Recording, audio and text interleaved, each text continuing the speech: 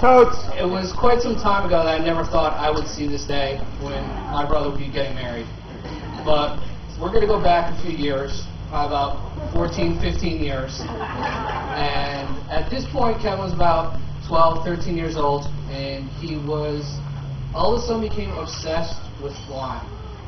He got this game, Microsoft Flight Simulator. And from then on, and he was glued to the computer.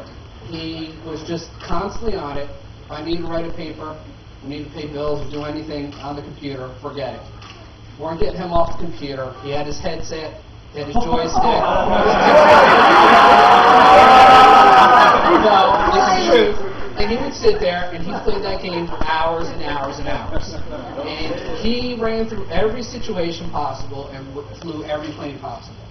So I said, well, he is really into flying. All right, you know, he's got something, he's really interested in it. From there, graduated to working at the airport, flying, doing the traffic reports for the radio station.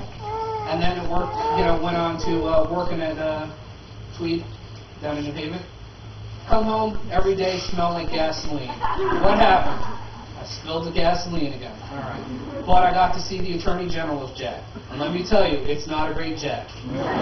So he knew every jet possible and was constantly, anytime anything flew over, was able to name it. I said, this kid has got such a passion for flying. This is going to be his entire life. And I said, you know, all right, I'm glad for him. He's more than passionate about it. He's put 110% into it, learning everything possible. And he's gone ahead and moved on. He's gone, you know, he's now at Daniel Webster College, and he's perfect place for him. Everybody there is into flying pretty much. So I'm like, I could only imagine the crowd that is there with him. Everybody's looking at airplanes. I said, Kevin, what do you guys do on Friday night? We go down to Manchester Airport and watch the planes fly. I said, all right, if that's your cup of tea, that's fine. So little did he know that his love for flying would find his true love, Amanda. And when he was there at DWC, he, you know, said, I met this girl. She's a nice girl. I said, all right. So we moved into our house, my wife and I, and Kevin came down to help us, and he brought Amanda along. And I think this was our first time meeting her. So she was a little shy and apprehensive. But then they were outside on our deck eating dinner. And the flights from Philadelphia were coming in, the evening flights. And the two of them sat there and named every aircraft that flew over for about 45 minutes.